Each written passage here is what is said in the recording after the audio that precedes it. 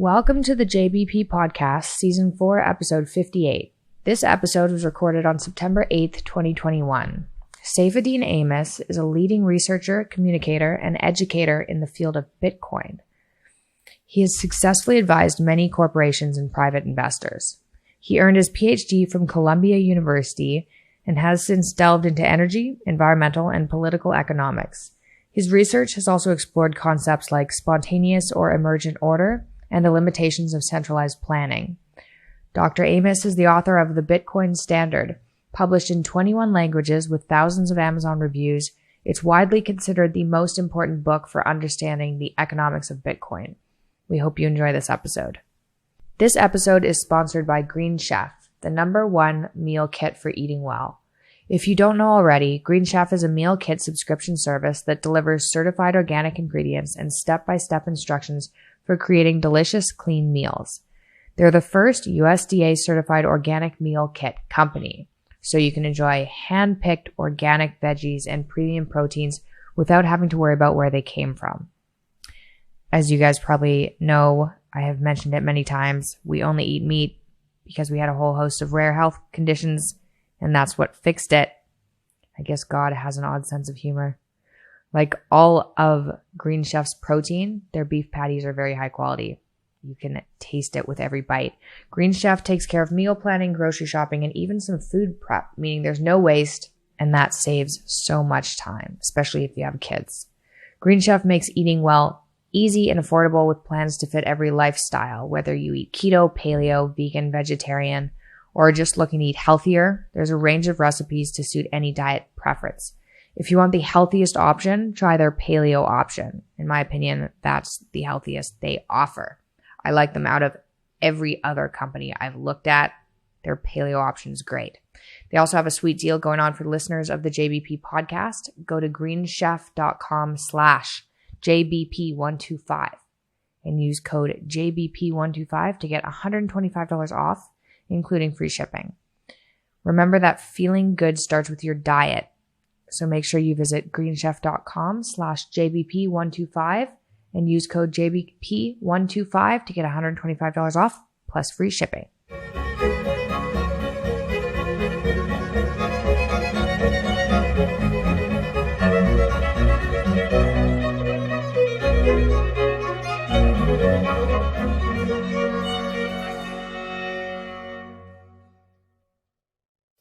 Hello, everyone. I'm pleased today to have with me Dr. Saifedean Ammous. He's an independent economist as well as a leading researcher, communicator, and educator in the field of Bitcoin. He obtained his PhD at Columbia University. Dr. Saifedean is the author of The Bitcoin Standard, which was published in 2018, and the newly released Fiat Standard. He has advised corporations on Bitcoin strategy, helping many investors perform their due diligence on Bitcoin. Dr. Ammous teaches courses on the economics of Bitcoin and economics in the Austrian school tradition in his online learning platform, Saifedean.com, and also hosts the Bitcoin Standard podcast. Thanks very much for agreeing to talk to me today, and I'm looking forward to learning a lot about things I know very little about today. So, tell us maybe to begin with about your books. Let's start with the Bitcoin Standard and then move to the Fiat Standard. So the Bitcoin Standard. Yeah, well, first of all, thank you very much for having me on. It's a true pleasure to be talking to you.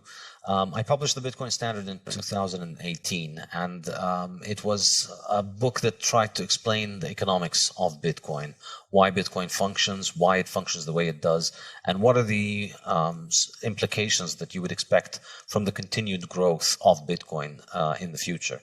And so I analyzed it from the perspective of the Austrian school, relying on the work of economists like Karl Menger and Ludwig von Mises, and Murray Rothbard and Joe Salerno and Friedrich Hayek. And I think the key insight that there are several key insights, but one of the most important ones in the book is that Bitcoin is the hardest money that has ever been invented, because we've essentially thrown away the algorithm for making Bitcoin work has been set at producing a certain number of Bitcoin over time that's going to end at 21 million. and there's no way of making more Bitcoins. And I think after 12 years of Bitcoin operating, we can pretty confidently say there's not going to be more than 21 million Bitcoin. And so that makes Bitcoin truly unique as a monetary asset, because it is the hardest monetary asset that we've ever found. Let me ask you a question about that. So why is it important that that limit exists? And what do you mean by hardest currency compared to other currencies? Yeah, so the hardness here refers to the difficulty of making more currency units to add onto the existing supply. And I think this is a big deal. And essentially the first 4 chapters of my book focus on explaining why this is such a big deal. Because if you look historically at money, you find that money has been a contest of survival of the hardest. People are always looking for the hardest money available, and the ones who manage to find the hardest money manage to store their wealth in it successfully, whereas the ones who use an easy money will witness their wealth dissipate. So people will learn, but even if they don't learn, the market will brutally teach them the lesson by discounting and reducing the wealth of the people who put in the easy money. So the end result is that more and more wealth will be concentrated in the harder money. And that's why historically, when societies that had harder money came into contact with societies that had easier money, the ones with the hard money were able to essentially buy up a lot of the resources of the easy money societies, because they could continue to make more of their money and therefore devalue the money and increase the supply of it. And there are many examples in my book about this. Seashells and glass beads and limestones all were used as money when industry made them scarce in certain times and places. But then when modern technology came and allowed for an increase in their supply, their value was declining. And then in the 19th century, we see this happen between gold and silver too. The price of gold and silver used to oscillate around 15 ounces of silver per 1 ounce of gold. And in 150 years, it's now somewhere around 100. It's gotten to around 120 recently. So the price of silver has been declining next to gold. And I think that can be explained by the fact that gold is harder. The supply of silver is being increased at a faster rate. And there was utility in the use of silver when money was physical, but then with the creation of essentially financial instruments that were backed by gold, you could use silver, you could use gold payments for small amounts of payments as well as large amounts of payments. So that kind of obsoleted the role of silver. And so everybody went with the harder money, and then the harder money appreciated and the easier money continued to lose its monetary status. Okay, so let me see if I've got this straight. So money is an abstract store of value, and you always wanted to represent value as such. So something like the exchange of labor or the exchange of efficiency, something like that. And you can correct me if I'm wrong there. You have to use something to represent that abstraction. And the problem with that is that there will be people who have control over the representation rather than contributing to the value. And those could be politicians who could print money, or they could be people who find silver or who find gold or who mine it and so forth. So anything that can be produced that's a representation is subject to devaluation if the production becomes more efficient. And anything that's producible, like a paper money, can be toyed with by those who have control over its distribution. And so your argument essentially, and the Bitcoin argument in general, is, well, here's something that we will never get more of no matter what we do. So I'd like to know why I should believe that. And the next thing I'd like to know about that maybe is, well, why Bitcoin and not 200 alternative cryptocurrencies? Like, so Bitcoin can't be produced, but cryptocurrencies can be. And so why isn't that an indication of the softness of cryptocurrency, Bitcoin included? Yeah, well, these are great questions. So I think initially, yeah, you're absolutely spot on. It's exactly that whatever gets chosen as money, it holds value because it has value on the market. But as soon as it starts getting chosen as money, it gets into what I call the easy money trap, which is the people who can make more of it will try and make more of it. People will find a way and they will make more of it. And so the things that have ended up being used as money were always the thing that resisted that the most, the things that are the hardest. And so gold did an excellent job with that, because gold's chemistry naturally gives it that property, because gold is indestructible. So because we've been accumulating gold production over thousands of years, no matter how much gold we produce this year, it's still going to be a tiny fraction of all of the stuff that we've accumulated over the last 5,000 years. And so every year the gold supply increases by around 1.5%. And that's why it beat everything out. So the hardest thing ends up winning, whether people consciously realize that that is the case or just because of the realities of supply and demand. Every year we're making 5% or 20% or 30% more silver and maybe 100% more copper and larger quantities of all other commodities on the market, but we're only making 1.5 or 2% gold. So over time, gold holds on to its value, and over time that ends up being the best store of value. So gold resisted that, and then gold failed for issues we could talk about when we talk about the fiat standard. But then Bitcoin offers us this a possibility again, which is that nobody can break this algorithm. And I must say, this is really the reasonable skepticism about Bitcoin is that, it's just a line of code and then anybody can change it. It's a line of code, we can change lines of code all the time. Somebody can get under the hood and change the code. And it takes a lot of time to be able to understand why this is not exactly the case. And I try and make that case in my book extensively in the latter chapters of the book. But if I were to summarize it, I would say this. With Bitcoin, what we had was that the person who created the code, he put it out there. He was anonymous. He worked on it for about a year or two, and then he disappeared, and that was it. There was nobody in charge since then. It's now been more than 10 years that he's been disappeared. And there has not been anybody in charge of the project. And what we've only had are users. So Bitcoin only has users. It doesn't have any admins. There's nobody with a master key. And this is kind of the simple way of thinking about it, which is 10 years of this thing operating without anybody being in charge, and with everybody who tried to change the consensus parameters, the most important parameters of the network, everybody who tried to change these ended up basically failing. And Bitcoin has maintained its consensus parameters to the point where you could run it according to the same code that was available in 2009, and you could still make it interoperable with the current chain. And that's something that is unique about Bitcoin, which is that it is the coin that, I like to call it the Immaculate Conception. Somebody made these coins. Anybody could have mined the coins from the first day. They announced the currency and they said, I'm going to start running it on this day. And anybody could have joined. And since then, everybody who got Bitcoin at the market price or because they mined it and expended resources, which roughly cost them close to what the market price was.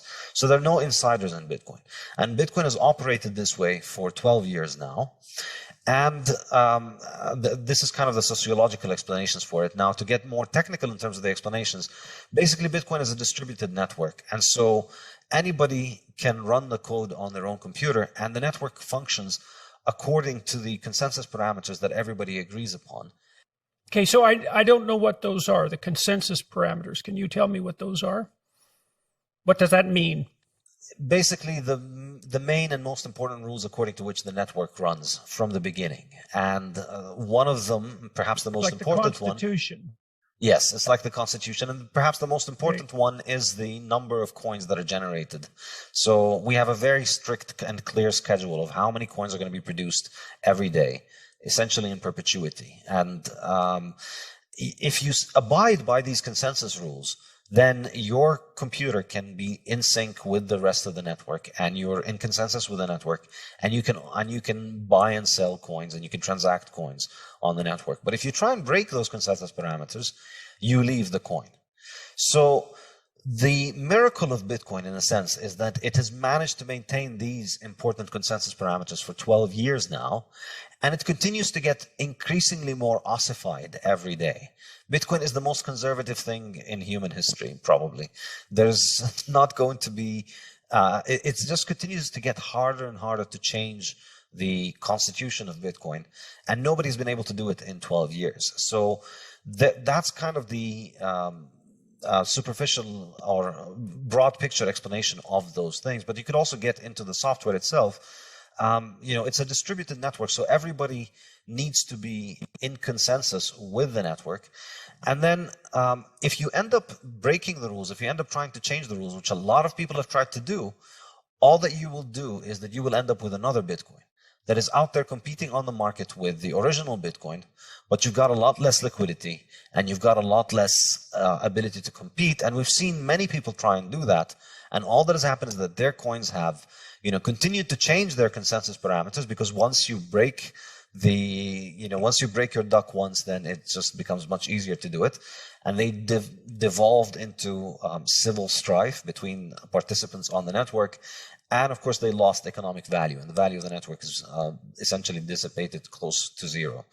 So Bitcoin continues to get stronger because it continues to demonstrate that it can do those few very simple technological tasks, and it can do them reliably, and it can do them according to the same rules that it has been doing them for 12 years. That's kind of the value proposition. It's immutable, it's decentralized, and the money supply is fixed. So that's kind of a big deal if you put all of these all together. Right. And so it's hard for anyone to make a Bitcoin substitute that can catch up to it, because it's established a kind of primacy given its track history of reliability and its widespread distribution. That's part of the argument for its primacy. Yes, but I think it's more than that. It's not just, Coca-Cola and Pepsi catching up to one another, or McDonald's and Burger King. There is a fundamental issue here, which is that what you would want the most in this kind of digital currency, because after all, this is all numbers and ones and zeros, and programmers can change it. And so if your programmers can change the consensus parameters of the network, which basically all the other digital currencies can do at will, the other digital currencies, they have these hard forks which change the consensus parameters quite frequently, and particularly the successful ones, because the way that they managed to get successful was essentially through active management. And so they're more like companies rather than private protocols. And the key thing is, as you said, there is a first mover advantage, but there's also the problem of the immaculate conception. If you make a new Bitcoin that's going to start from scratch, you break consensus parameters, or you start by imposing new consensus parameters, you're already not starting with that immaculate conception. You're already starting with the idea that there's somebody in charge. And so now it's not 200 coins, there's about 10,000 coins. And if you've heard about any of them other than Bitcoin, it's because there's a small group of people that have been behind them. And so that, as far as I'm concerned, makes it highly unlikely that they would have a monetary role, because at the end of the day, what you appreciate about Bitcoin, what makes me pay attention to Bitcoin, is that it is neutral money that nobody can control. So you can see two banks in two different countries use Bitcoin, because that means they don't need to resort to their own legal system and their own central banks and their own regulators in order to carry out this transaction, because Bitcoin is just neutral. They know, it's like the N engine. You click the right buttons and then the right smoke comes out and it does the right transaction that you want. Okay, so I'm going to recapitulate that for a moment. So, because there's something in there too that's quite difficult to grasp, quite difficult to believe, apart from the fact that the technical aspects are rather impenetrable for an outsider. The way Bitcoin came about seems like a story that's virtually impossible to believe. You couldn't make it up, right? So this unknown engineer, Satoshi, anonymous, came up with this idea that no one else had ever had, implemented it online, anonymized it, and then vanished essentially without a trace. I mean, how much do people know about him? Are we sure he's who invented it? And what the hell was he up to? And why did this happen? And why should an outsider believe any of this? Because it does seem like the plot of a bad science fiction novel. I will confess that I did used to think about this in similar terms, but I'll say this. You use the wheel every day, but you don't know who invented the wheel. And we use a lot of things every day that you don't use them because you trust the guy who made them. You use them because they have a proven track record. You've spent your life seeing wheels working, and so you're willing to trust a wheel next time you get into a car. So I think, that's ultimately what... in a sense, it's kind of bad press for Bitcoin, but like a lot of things about Bitcoin, it actually ends up being illustrating its strength. Yes, this thing has a story that, a PR person would tell you, just don't bother, start doing something else with your life rather than try and sell this thing. And it doesn't need anybody to sell it. That's kind of the point. It doesn't have a story. It doesn't have a PR person. And the fact that it has this kind of ugly story where this person just came in and then disappeared, and who knows what happened? Nobody really knows. Maybe he died. Maybe he has other things to keep him busy. Maybe he's incapacitated in some way. But ultimately, it doesn't matter, because even if he were to come back today, he has no ability to control the network any more than you and I can control it. He can control the code that he runs on his computer. But at this point, the project has worked 10 years without him. So there's no reason why anybody in Bitcoin is going to defer to his judgment if he were to come back. But besides this, I think the key point is that it works regardless of whether this person is part of it or not. Okay, so fair enough. I understand that. So advantages of Bitcoin, you contrast that. Oh yeah, a couple of questions. Advantages of Bitcoin over fiat currency, and that needs to be defined, fiat currency. And then I'm also curious, as an outsider, you're an advocate, I suppose, of the Austrian School of Economics, and there are a variety of economic schools, and maybe you could briefly, for everyone who's listening, outline the competing schools and what the different propositions are and why there are competing schools and why you chose the Austrian school. Okay, I'll say this. I think the main split is between the Austrians and everybody else, as far as I'm concerned, when it comes to the main most important questions, because the Austrians come at the question from a different starting point, which is that value is subjective. Economic value is subjective, and that then leads to a whole different intellectual path with different methodologies and different conclusions from what you get from essentially everybody within the mainstream. And when I say the mainstream, that includes neoclassical economists, Chicago school economists to some extent, Keynesian economists, and all other different flavors, and even Marxist economists. Because on the main and big questions, I think the Austrians stand on a completely different ground, which is value is subjective. So therefore, economic calculation is something that is done at an individual level, and it is something that cannot be done objectively by a centralized authority, which is the kind of physics envy that has plagued mainstream economics throughout the 20th century. So this leads to a difference in methodology, leads to a difference in conclusions, which is once you understand that value is subjective, you realize the best person who's able to achieve the important values that matter to them is the person themselves. And so you are more likely to be sympathetic to ideas that give individuals more autonomy over their own life in economic terms. Whereas from the other schools, it's a question of what is the optimum policy and what kind of policy should government be using. So the questioning of the entire premise of the need for economic policy and for the need of economic management by the government is one important difference. So if you're working within the parameters of the Austrian economic school, does that tilt you? So that tilts you more towards appreciation of non-centrally controlled distributed networks and the emphasis on the individual actor. That's Yes, and to the mainstream economists, this is irredeemably ideological and unscientific. But to the Austrians, what's the rationale for that, though? Because it seems precisely the opposite. I mean, because it seems to me that that's more grounded in a kind of humility. There's no way of determining once and for all what the best thing is for the most people. So what we should try to do is establish institutions that distribute decision-making in as an uncontrolled manner as possible, I suppose. So that's like in some sense, is that a radically free market approach that is applied to all sorts of institutions? And the fundamental issue there is the decentralization of decision-making power.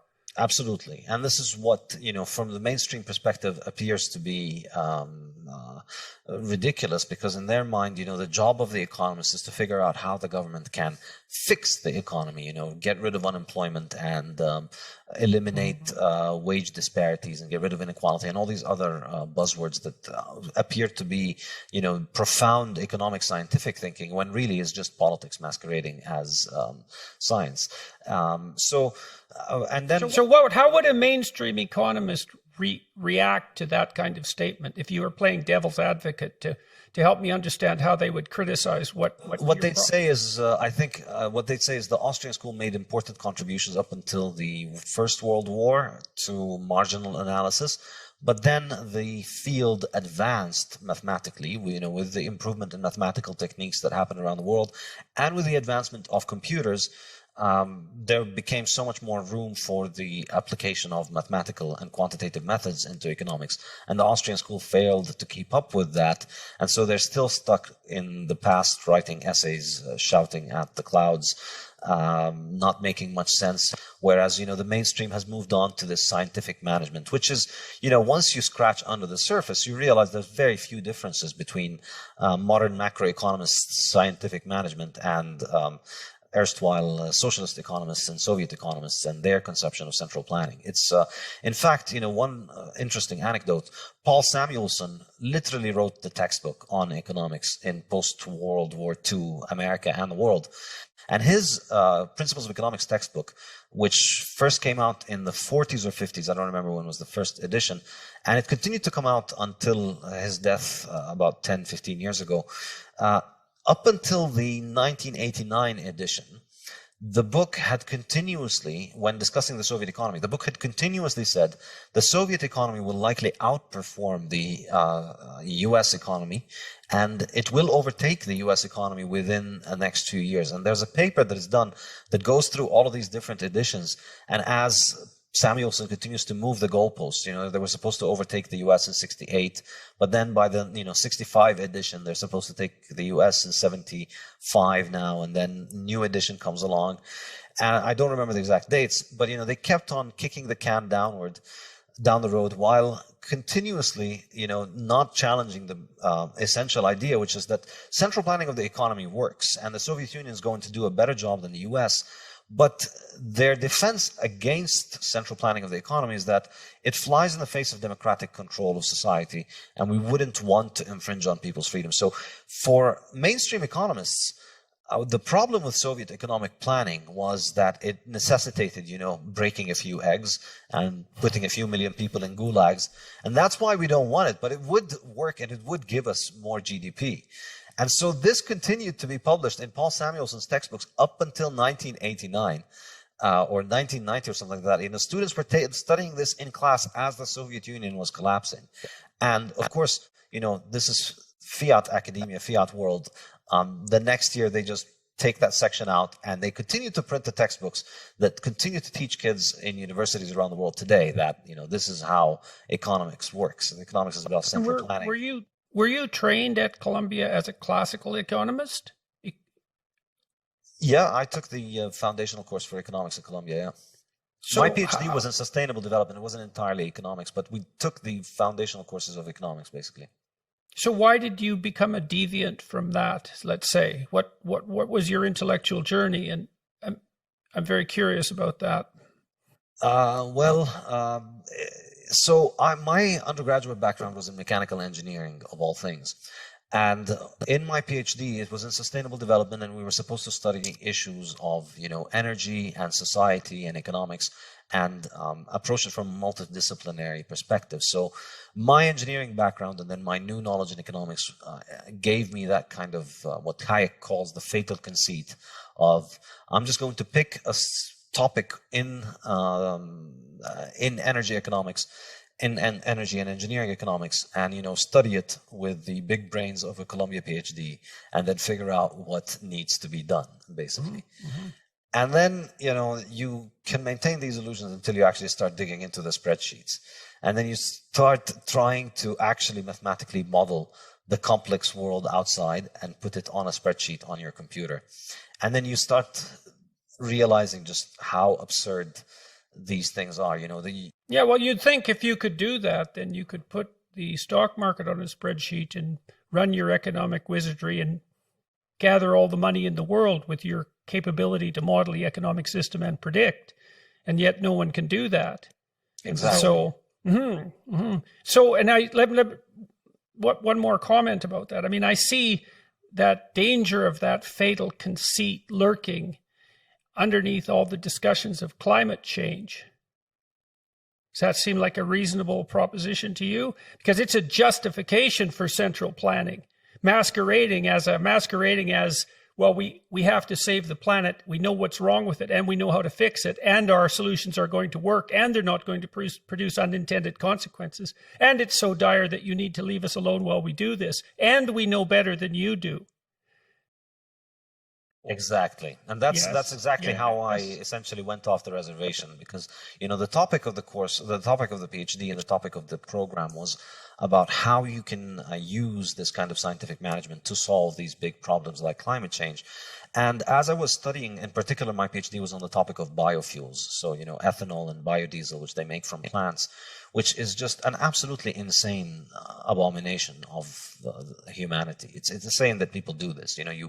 You grow crops, you use up land for a year to grow crops and then to process them and then to turn them into fuel, when you can just get fuel straight out of the earth at much cheaper, much more, and much better quality, that doesn't degrade the car and that doesn't destroy the soil. And as I was studying that, I was, on the one hand, I was struck by the impossible complexity of the question. And then on the other hand, I was noticing the inescapable conclusion that everything that they're trying to do here is just making things worse. In fact, the idea was that we're going to save the earth from climate change by replacing fossil fuels with ethanol and biodiesel.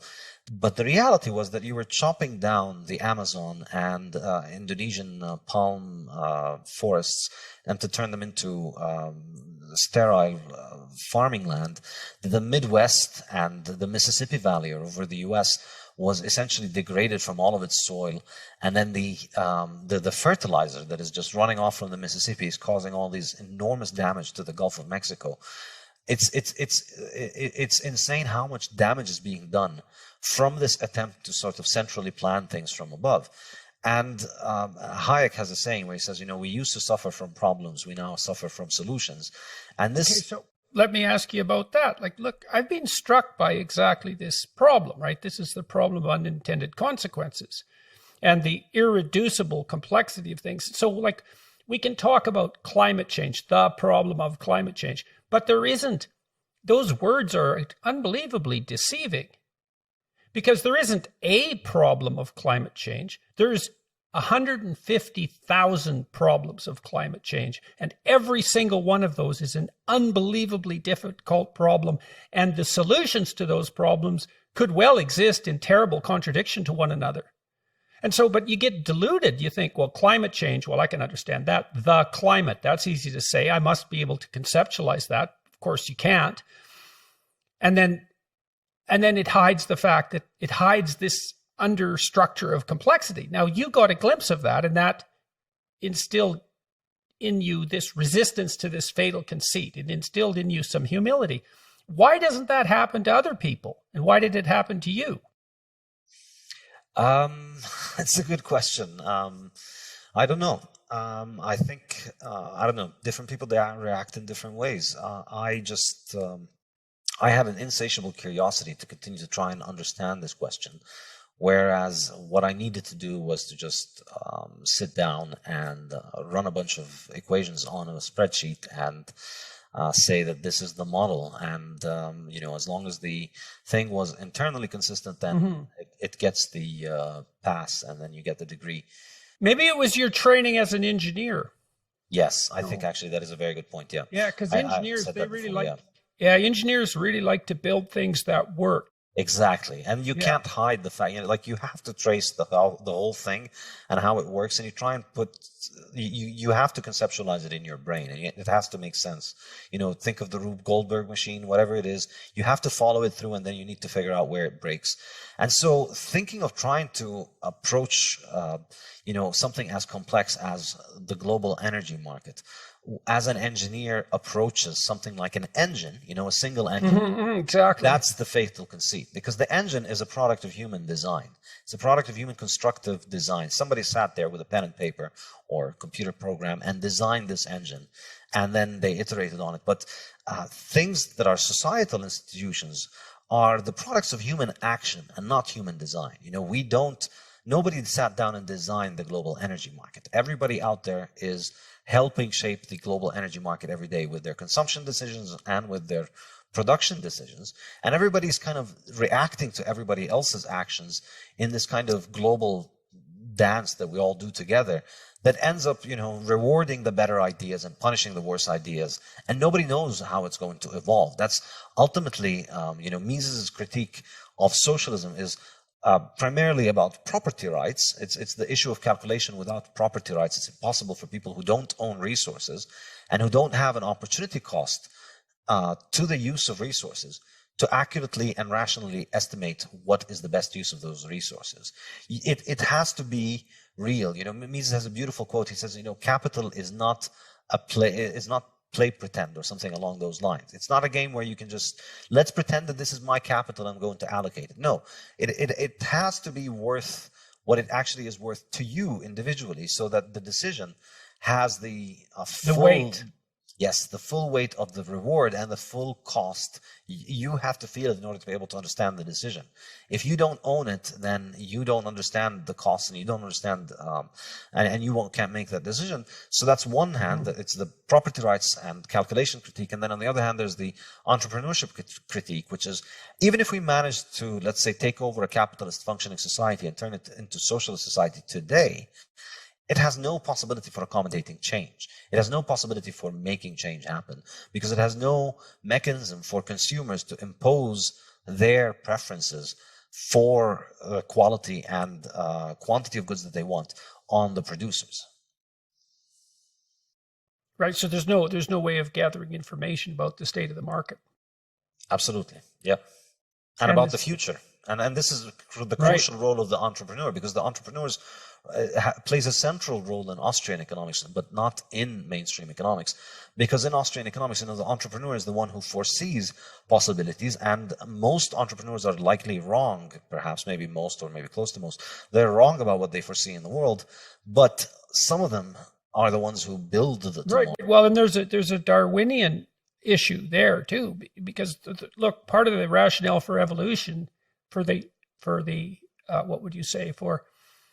understanding why the idea of evolution is necessarily true in some sense, is exactly the problem of the complexity of the future. It's unpredictable in principle.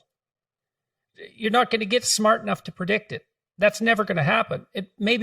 That would partly be because if you built a machine that was smart enough to predict it, the existence of a machine that smart would change the way that the future would manifest itself in a way that machine couldn't predict. And so the way evolution solves that problem is that it produces, it's like there's one mosquito gives rise to 1 million mosquitoes, but every mosquito doesn't produce a successful 1 million offspring. We'd be like knee deep in mosquitoes in no time. Hardly any of those mosquitoes live. And the ones that live vary a little bit from their parents in some unforeseen direction. And if you get enough of that production of unforeseen variants, then some of those unforeseen variants can match the unforeseeable future. And that's exactly how entrepreneurs work, is most entrepreneurs fail. And then when you look at successful entrepreneurs, you see that most of their ideas failed. And so what you do is overproduce and cull. And that's not the same as logical prediction. Now, there is some role that intelligence plays, right? Because by all things considered, you'd hope that more intelligent entrepreneurs, you would predict that more intelligent entrepreneurs have a higher probability of success than less intelligent entrepreneurs. But it isn't necessarily because they're better able to foresee the future.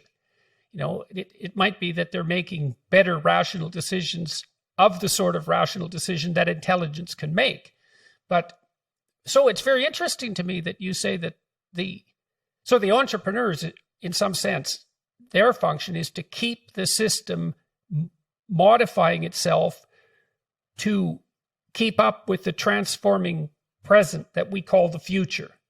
That's the role of the entrepreneur. And even psychologically, that's the case. They're high in openness, and open people psychologically overproduce ideas. They're fascinated by ideas, and they have high verbal fluency. They have high fluency in the ability to generate images. So for example, someone who's creative If you say to someone creative, write down as many words as you can that begin with the letter S in 3 minutes, the creative people will on average outperform the uncreative people.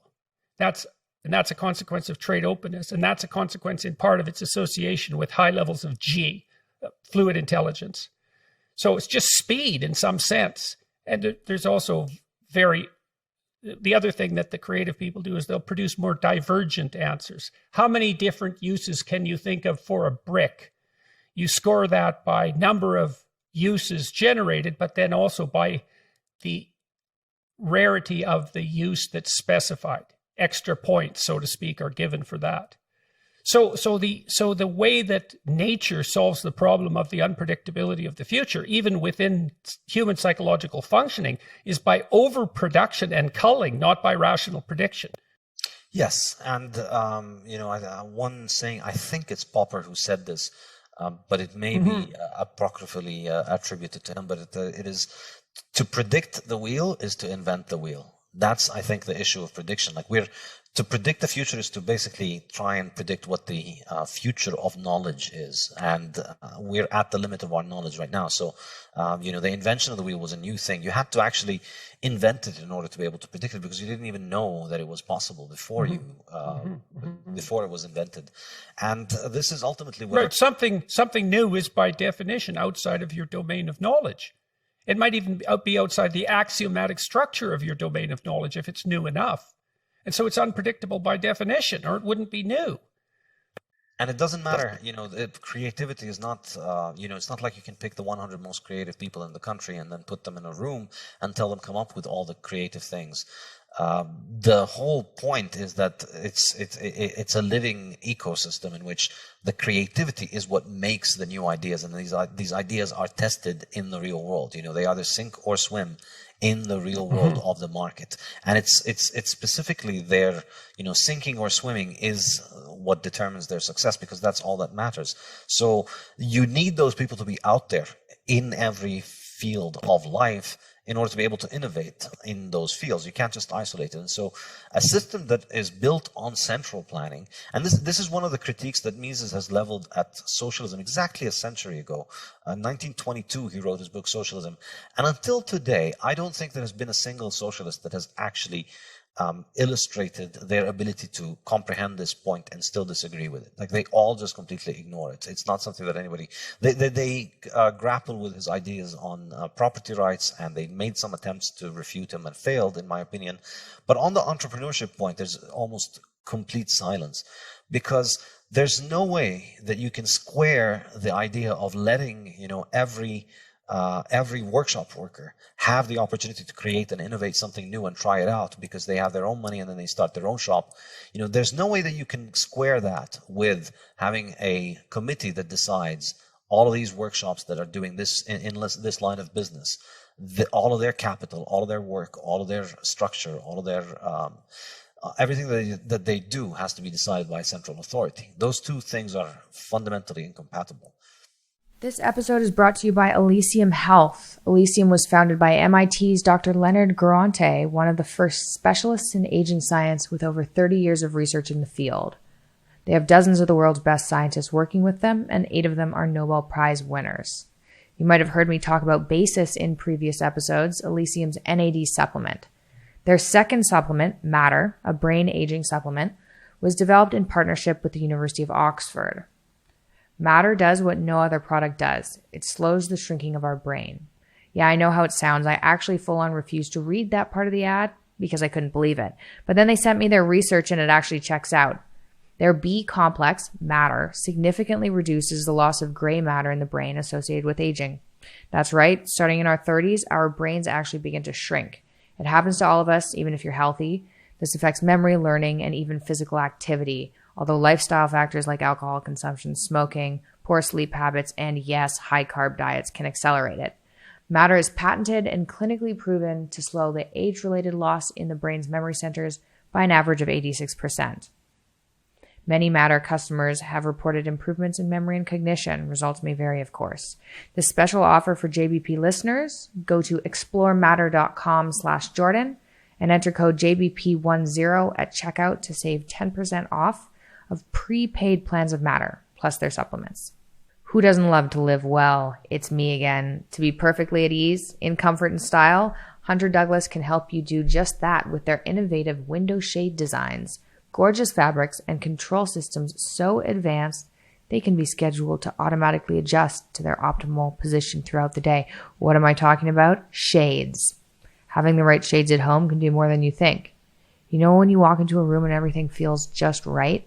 The temperature's perfect, hopefully on the colder side, the light's just right, and you feel completely at ease being able to enjoy the view outside while still having total privacy inside. Wow. Hunter Douglas, PowerView technology can do all of that and more. PowerView gives you privacy, light control, and first-rate insulation, all while adjusting to your location or personal routine. The lower utility bills are just a plus. Visit hunterdouglas.com/Jordan today to take advantage of the Season of Style rebate savings event. That's hunterdouglas.com/Jordan for limited time savings. Offer expires December 6th, 2021. So we're still walking through the Bitcoin standard, at least in some sense. Shall we talk more about the Fiat standard, the book that you've just released? And so let's talk, first of all, tell everybody what constitutes a fiat currency and contrast that with Bitcoin and have at her. All right, so let me just conclude with one more thing about the Bitcoin standard and the Austrian school, because I think it's a good recap of everything we've discussed so far, which is that, practically speaking, where the rubber hits the road in terms of the difference between the Austrians and everybody else is in the free market conception of money versus the statist conception of money. This is where, the two worldviews are the most divergent, because from the mainstream perspective, everybody in the mainstream, the money is the creation of the state, and the only question is what is the state's role in the management of money. But from the Austrian perspective, money is a product of the market, and the state the money is not the invention of the state, and the state's meddling in money is actually not just irrational in the sense of it can't succeed for all the reasons that socialist central planning cannot succeed. It's also at the root of the cause. It's also the root cause of the majority of economic problems that all economists are concerned with. So once you and I heard your discussion with Robert Murphy, who did a great job explaining the business cycle. It's the corruption of money that ultimately leads to the business cycle. And up until Bitcoin came about, this was an interesting philosophical discussion and academic discussion. But there were very few Austrian economists, and the majority of everybody just went along with what the mainstream thought. But the absolutely fascinating thing about Bitcoin, one of the many fascinating things about Bitcoin, is that it is a live experiment in this question. Here we go. We have a form of money that is not produced by the state, not regulated by the state, not controlled by the state. And it's functioning as a form of money. And it tests, its continued survival refutes the state theory of money. And perhaps even more deliciously, it refutes the inflationist theories of money, which all of these other schools are inflationists. They all argue about how much the money supply should increase and how should the money supply increase and who should be in charge of the money supply increase. But none of them has ever questioned the fundamental proposition, which is the money supply should not increase, does not have to increase. And So why do they presume that it should increase?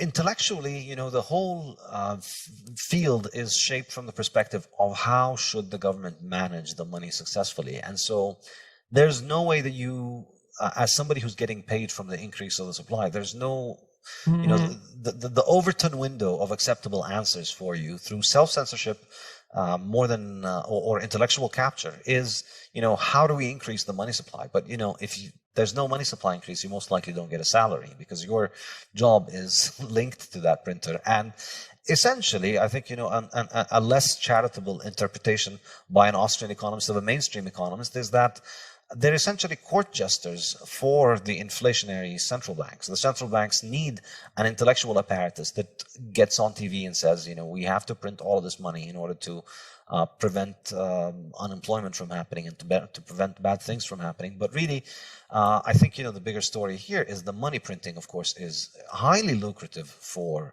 governments. And so, of course, governments are highly favorable of people who want that. So Bitcoin is powerful in this regard because economically it's succeeding, and intellectually it's succeeding as well. I think it's a massive challenge to the mainstream economics establishment.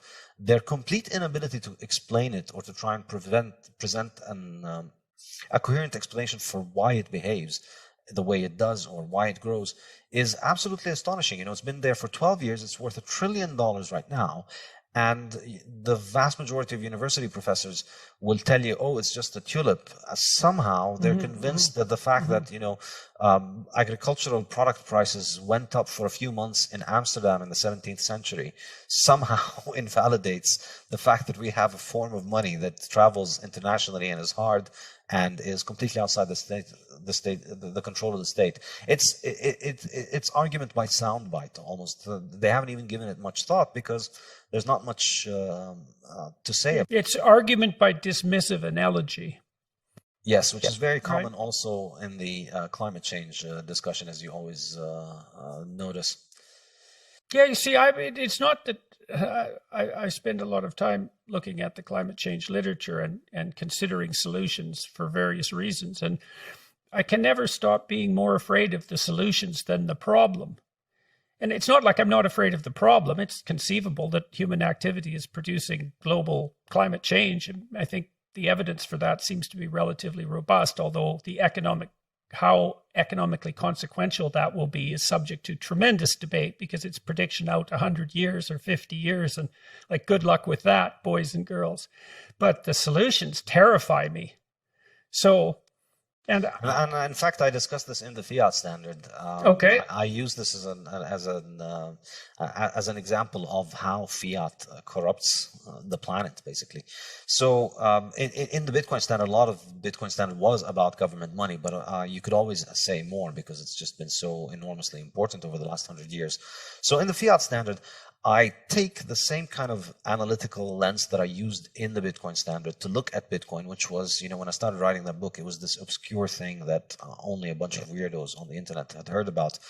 And I tried to kind of come at the same, with the same kind of lens at the Fiat system and trying to ignore all the hoopla of a century of propaganda and academic work. Yeah, well, sorry, your discussion already has made me aware of all sorts of axioms of my thought that I didn't know I had. So, for example, I basically just accepted, in some sense, on faith, the idea that money is the government's, fundamentally. The money. I know we all have our money and we own it, but it's a state construct. That's why each country has its own currency. And so one of the functions of the government is to deal with money. And the idea that you could abstract that away from the government, any conceivable government, conceivably forever, or at least forever as far as we're concerned, it's hard to wrap my head around how radical an idea that is. I don't know what that would mean if it was actually true.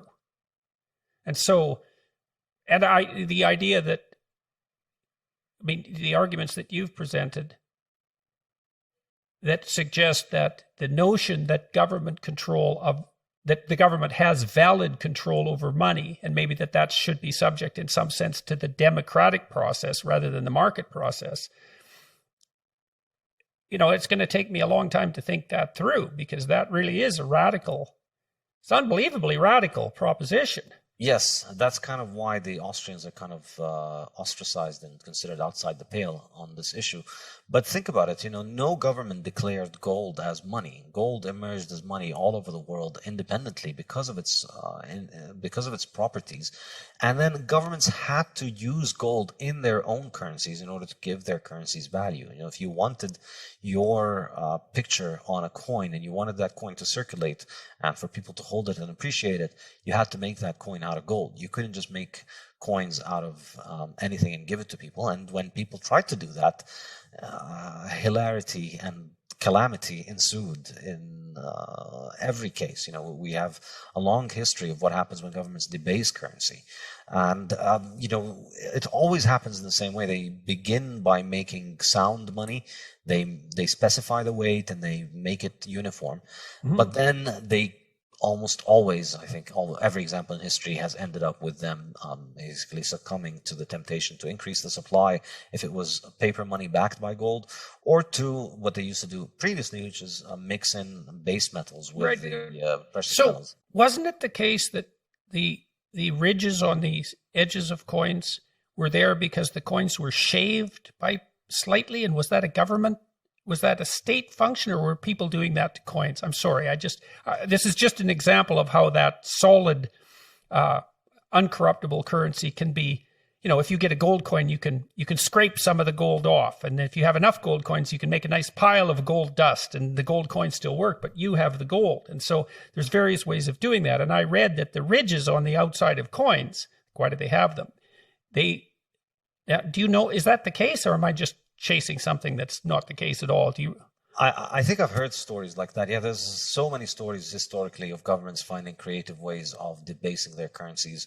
The most common one is, oh no, some people are making fake currency, so give us all of your currency so we can mint it again into a new form so that we can make sure that it's right. And then you get your currency back and then it has 5% less gold than it used to have.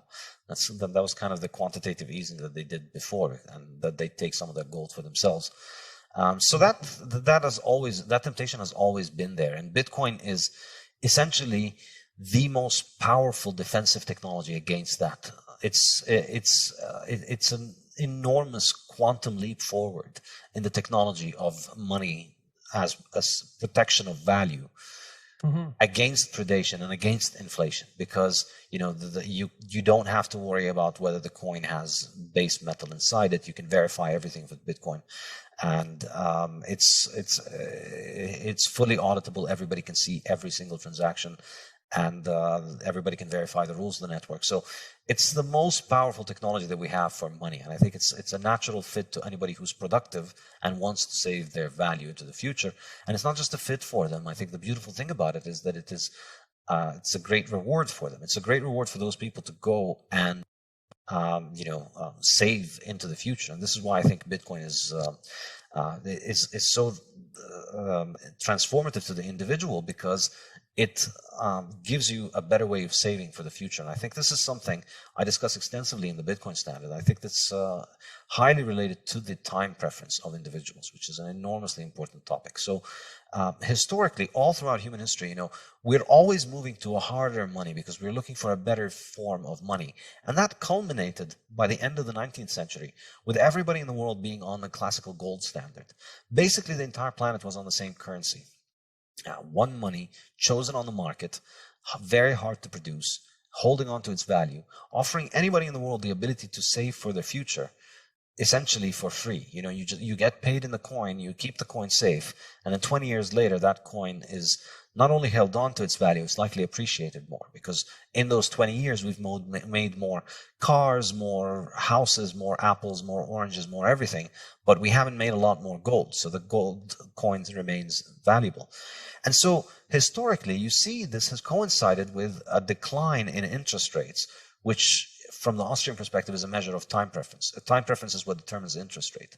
And time preference is the degree of discounting for the future. So effectively, as long as we're using harder and harder money, we're being able to provide for the future better. And that's reducing our uncertainty of the future. Now you can be fairly confident that the money that you worked for today, that you can save it and it'll be there for you in 5 years' time. Well, you start thinking more about yourself in 5 years' time. And as our technology for money has improved, and as our ability to save has improved, our time horizon has expanded. Our time preference has dropped. We start thinking more and more about the future. That encourages us to save more, to invest more, and then that leads to capital accumulation, which leads to the increase in productivity. And I think the whole world was basically lowering its time preference until the early 20th century. And then in the early 20th century, this is kind of the central argument of the Fiat standard, by switching to an easy money, where now, in the 20th century, we moved to government money, which has been increasing on average, I calculate at something like roughly 14% a year globally. So you move from a money supply that's being inflated at 1 or 2% as the average human being in the world. You had that same gold coin. Now you're stuck with your government's local scrip that is inflating at, on average, 14%. Some people have witnessed 200% inflation. Okay, so that on average, so you said worldwide, if you just took Western democracies into account, say relatively stable societies with relatively admirable forms of government, what sort of inflation rate are you looking at? Do you know that? Yeah, I've done the numbers in the Fiat standard. Okay. The lowest averages you'll see are in the US, Switzerland, Denmark, and Sweden, and they're about 6 to 7% per year over the last 50, 60 years. So that's really as good as it gets for Fiat as a kind of average. So you're constantly, so you need a return of 6% or 7% just to keep up. Basically, yeah. And 7% is not nothing. 7% means you basically lose half the value stored in 10 years. And that's 7%. That's in the good cases. There are countries that have had an average of 200% because, they had years in which the money supply went up tenfold within 1 year. And that has happened. So you think about the examples of people living in hyperinflationary societies. And I used to live in Lebanon until recently. And you see that when the currency collapses, think about the stories about Weimar Germany or about any Latin American country or Lebanon or Zimbabwe. When you hear about their inflation, the stories are of people that have been reduced to very, very, very short-term thinking. Your money, you get paid on the beginning of the month. Your money is going to be worth half of its price by the end of the month. So you get paid and you run straight to the supermarket. I remember I was a kid growing up in Brazil, and I remember that, on the first day of the month, the supermarkets would be overrun and there would be people fighting and things would be crazy because everybody's trying to get things now before everybody else gets their paycheck and buys everything and then bids up the price. So your time horizon is shortened when your money is losing its value. Okay, so let me ask you a question about that then too. So one of the problems that the people who are concerned about the environment and about global warming are trying to solve is they're trying to increase our sense of caring for, let's call it the planet, the environment, right? Global concern. Think globally, act locally. You're supposed to be taking all these other things into account and not consuming like a madman and despoiling the planet. But implicit in your argument, as far as I can tell, is that if you stabilize the currency so it can't be inflated and you make people's time horizon much longer, that they're going to be concerned about a far greater variety of things that are distal from them, like the environment, because they're now able to do that instead of having to fight for short-term emergency survival continually. Exactly. That's it. So the more capital you accumulate, the more you can provide for the future, the more you can secure the present and start thinking about the future. And the more you care about the future then, in some sense, or can care about it. And you think about it like the fisherman who's able to move toward building a fishing boat and a fishing rod. They are able to now rest assured that any day they just need a small amount of time to go out and catch the fish. It's not like the days when they had nothing and they had to try and catch them with their hands every day. And so some days you might not be able to even catch anything.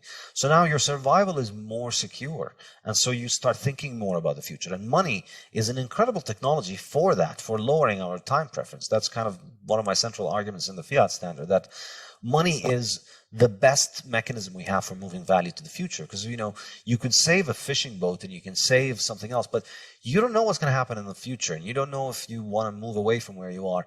Money itself is enormously important because it's very useful. You save some money and then it doesn't matter what happens in your town, you take the money and you can go away. So it protects you against the uncertainty of the future. And when that money is compromised, your ability to think of the future is massively compromised as well. And I think, the hyperinflationary examples are an extreme example of that. But I think the 20th century itself was one global slow train wreck of watching humanity's time preference rise as, generation after generation of people all over the world witnessed their currency devalued. Everybody saw it. There isn't a single people in the world that has escaped this. It doesn't matter if you live in Western Europe or Africa or Latin America. Everybody has been screwed by inflation in the 20th century. And everybody has a story in their family about somebody who saved up and worked hard and diligently, and then one day they woke up and all of their money was gone, and all of the wealth that they worked for was gone. Everybody has gone through this, and it leaves a mark. It leaves a mark. It tells you, don't be the sucker who saves for tomorrow, because you missed out on. You see, like in Weimar Germany, you think about the people who were punished by that hyperinflation. Those were people who were productive, and who had foresight because they put away something for the future. The ants were punished, not the grasshoppers. And that's a terrible thing to do to a society, to take the most creative people who also have the ability to delay gratification, and then to just cut them off at the knees for daring to do both of those things. You couldn't do a worse thing to a society in some sense than that. To punish people for creativity, productivity, and the capacity to save instead of the pursuit of impulsive pleasure. So it is really a catastrophe. And so it absolutely is. And maybe that's not much improved when it's a slow train wreck rather than a quick one. I mean, who knows, right? So, all right. Yeah, so, I mean, the speed has varied, but I think this has been the story of the 20th century. And on the flip side of it, which is kind of the two sides of the story that I tell in the Fiat Standard, on the one hand, you had individual productive people and businesses having their wealth robbed from them continuously throughout the 20th century because it's constantly devaluing. And on the other hand, you had government bureaucracies being given essentially unlimited financing to do whatever they want because they were connected to the printing press. And all that you needed was to just have the right story in the ear of the right person to get the printing press to run for you. And so, not only are you punishing the most productive people in society and the people that are the best at saving for the future and thinking of the future, you're also essentially rewarding heavily people who are good at playing politics. And people who can, get into government and people who can use government power, because you are giving those people unlimited power. So naturally, you're going to. Our prime minister managed to get $1 billion into the hands of one of the charities he's associated with. Yes, I've heard of that. Your prime minister has been an excellent lesson in what happens when seemingly idealist people with beautiful sounding cliches get into power and then have that power foisted upon them, and then they see a great opportunity to capitalize on that to their own benefit and to their own aggrandizement. And all the while justifying it by reference to the moral standards they hold that exceed those of everyone else. Absolutely. And then, you think about it first. So there's the aspect of the corruption of the fact that, playing politics pays. But then there's the other aspect, which, to go back to the energy discussion and the food discussion, which I discussed in the Fiat Standard, these markets then become heavily regulated and influenced by a government that has an infinite printing press, to the point where they've been made almost dysfunctional at this point. So if you think in terms of energy, we've had, and in both energy and food, the current hysteria that you hear around, oh no, we're going to boil the oceans because we're driving cars, or we're going to boil the ocean because we're eating cows and cows are farting, and 4.5 billion years of Earth was doing fine until the cows started to fart, and now the whole Earth is going to hell. Both of these hysterias, incidentally, have their roots in the inflation of the 1970s. It was when the prices of food and energy rose in the 1970s that all these cranky, kooky ideas about Earth punishing us and there's not enough resources for us to be able to live, and we need to limit the global population, and we're destroying the Earth. All that stuff started to come about in the 1970s, and it was highly politically conducive at that point. It was likely to be popular because it was providing a very useful alibi to the government when it comes to inflation. The reason we're witnessing massive increases in the price of oil and food has nothing to do with the fact that your currency is being printed and debased. It's because we've reached the natural carrying limits of the earth, and we're going to boil the oceans, and we're going to destroy the planet. And so, you need to repent by moving away from consuming hydrocarbon energy, oil and gas and coal and all of those things that made our modern world, and the things that are the reason that we have our modern world and modern technology. We can't live without them. They're 80% of energy consumption around the globe, and that's not declining in any meaningful sense anytime soon, unless we want to go back to pre-industrial societies. And so, by fiat, we've we fought these energy sources for 50 years and subsidized these feel-good, essentially pre-industrial, unworkable technologies which rely on biomass. So biofuels, that's an example. You're burning plants like your ancestors 500 years ago had to do in order to survive. Or wind, which again, your ancestors could use occasionally, but it didn't build them. It didn't build them Apple computers, and it didn't build the internet. And solar energy, which also we've always used, but again, it won't build you a car. In order to have all of these modern conveniences that we have, we need those energies. And people in the fiat world are completely dissociated from this reality. They almost want to overrule thermodynamics by fiat. That we want to have the same cars, better cars, but we don't want them to run on fuels. We want them to run on wind and solar and all that. And the result of that, I think, when I was doing my PhD, I saw this for the grift that it was, and I was not interested in it intellectually because, who cares? A bunch of people like Al Gore are going to become billionaires from this, but, a lot of hucksters get rich in a lot of ways. No reason to get worked up. But now I think I'm beginning to realize this is actually a serious threat to industrialization and civilization itself. I mean, our planet will witness massive catastrophes and calamities if we have a serious reduction in the consumption of these energy sources, which, plants are being decommissioned all over the world based on the idea that we're going to be replacing it with wind and solar. And the result is energy prices are rising massively, and energy is becoming less and less reliable, and you're witnessing more and more grid failures. Yeah. All right. So on to the fiat standard. Yes. All so right. in the fiat standard, looking at the way that the fiat money works, as from first principles, trying to understand how it works, I think that the fundamental idea is that in the fiat system, the way that you mine a new currency into existence is through lending. When your bank makes a new loan, they don't take somebody else's money and give it to you. They make new money, essentially, out of thin air, and they hand it to you, and they put it in your bank account. So this, I think, is a very key insight. So in Bitcoin, walk through that so everyone understands exactly what the banks are doing, because that is not something that people know or understand. Yeah, so it's not like there's a fixed sum of money that the bank has to deal with, wherein they need to get depositors' money and then they need to lend it out to borrowers. If you have a lending license, if you're a bank, you're licensed by your local central bank, the mere fact that you have that lending license means that you can issue loans and essentially create new money and add new money to the money supply and put it in your client's bank account. So now, obviously, they can't just do this limitlessly. There are regulations and rules by the central bank that determine how much lending is done. And so what are the rules approximately? Well, the rules is, the person who borrows has to have good credit history and good credit standing and a good reason for why they want to borrow it. But obviously, these things are getting less and less strict over time as monetary expansion picks up and political pressure for more and more monetary expansion increases. These criteria. Right, you saw that with the housing crash.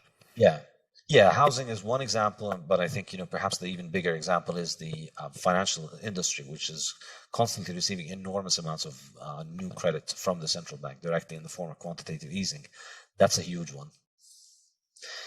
So, in Bitcoin, we have Bitcoin mining, which is an extremely sophisticated industry. In order to produce new Bitcoins, we have about 6.25 Bitcoins produced every 10 minutes. And in order to produce these, people expend a lot of resources in order to be able to make them. Roughly, the cost of making a Bitcoin fluctuates around the market price of Bitcoin, but both vary, but it's roughly around it. With gold, the same is true as well. It's costly and expensive to find new gold. You have to dig and you have to process it, and it's very... Okay, so why bother mining it, and why not just cap Bitcoin where it is now? Why bother producing more? Why is that built into the system? Why 21 million and not just where we are now? Well, 21 million is as good as any number. It could have been 500 trillion, it could have been 5, it could have been anything. Any number is good enough as long as it's divisible. And that's kind of the key insight from the Austrians that made me specifically very interested in Bitcoin. The Austrians were the only one who said, yeah, the quantity of money doesn't matter. You could run any economy on any size of the money. And then as the economy grows, the value of the money increases. And that's a great thing. That's the golden period. That's the golden age of the West. So it's sort of an illusion in some sense, the cap, because, well, there's 21 million Bitcoin, let's say, but they could be worth anywhere from like $2 to $1 million each. And because it's fractionable, right? So there is no, in that sense, there's no limit to how much money there is, even though there's a limit to how many tokens there are. Exactly. There's no limit to the value that the network can carry, but there's a limit to the tokens that represent that value. So you don't corrupt the tokens of the system in order to make more tokens, in order to enrich the insiders. You just keep packing more value into it. Into the tokens. Okay, so why was it allowed to be mined at all then? So that the distribution of the coins would be a fair distribution, so that anybody could enter into the network and secure coins. Because that, if you just made the first 21 million, who owns them in the first day? Who's going to be owning the 21 million? How are you going to distribute them? This is not an easy question, and I think most people wouldn't have thought something like Bitcoin to be possible had it not because of this issue. How are you going to start off an upstart currency and give everybody in the world a new balance? So it was to get it going. Exactly. It's it's kind of like just for the first 130 years of Bitcoin's history, we're going to need to have mining, but then Bitcoin operates without any more mining. Right. So you need some gold for gold to work, and so you need to have a mechanism for mining the gold, and so this is some mechanism for producing Bitcoin, so that there are some Bitcoins so it can work. And they're distributed across the people who have done the mining. And so you already have a bit of an economy there because all those people are vested in it. And it's completely open and perfectly competitive. Anybody in the world can mine. Anybody can bring their computer onto the network and mine and, benefit from the mining. And it rewards only the most successful miners. It rewards only the most economic miners because it has this thing called the difficulty adjustment, which is my favorite part of Bitcoin. It's really the magic glue that holds Bitcoin together, and I discuss it in the Bitcoin standard and in the Fiat standard. What happens is that if more miners try and mine copper or gold or silver, you end up with a lot more copper or gold or silver. But with Bitcoin, the more miners that get into the network, you still get the same number of Bitcoin as was predetermined earlier. But the difference is that you don't get, but it just gets harder for the individual miners to get into the network. So it's more like a sports competition wherein there's one trophy, and then the more competitors get in, the trophy just gets harder to win. It doesn't get, you don't get more trophies handed out. So how in the world did Satoshi figure this out? How did he? I don't understand how he could conceptualize this. It just doesn't make sense to me.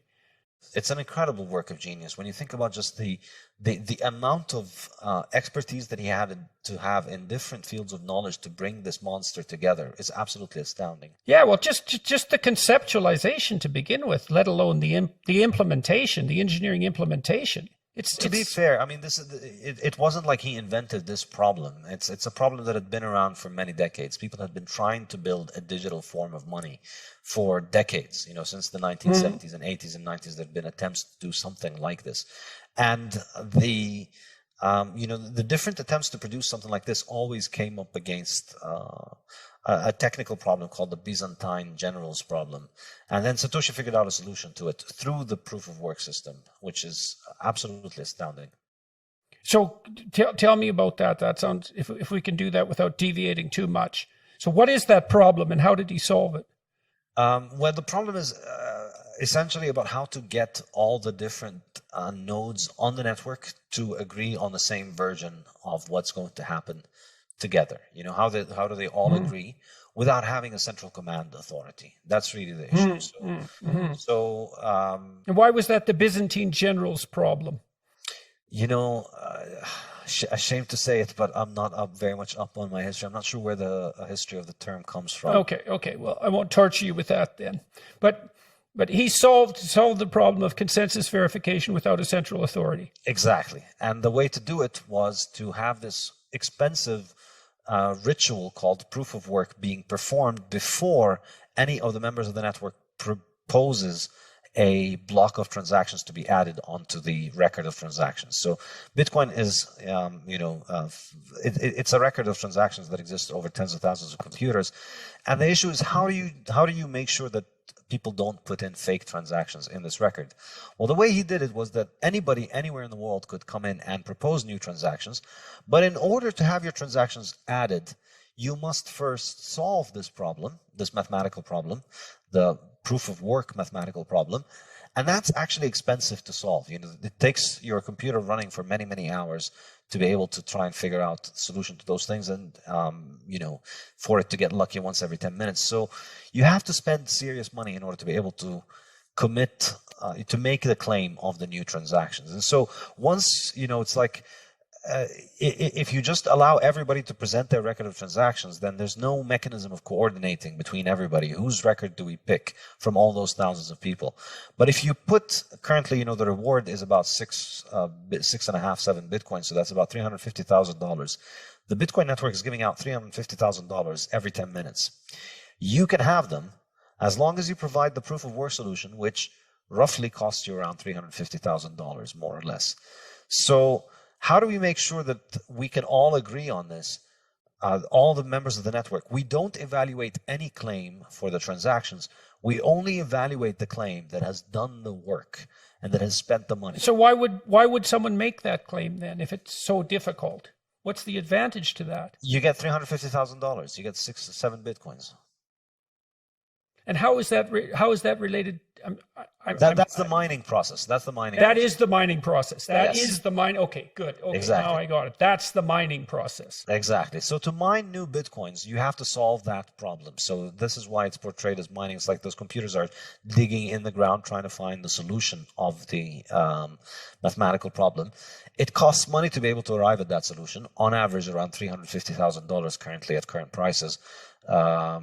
So that's in order to be able to make a claim to get that, your claim doesn't get looked at unless you've solved the problem.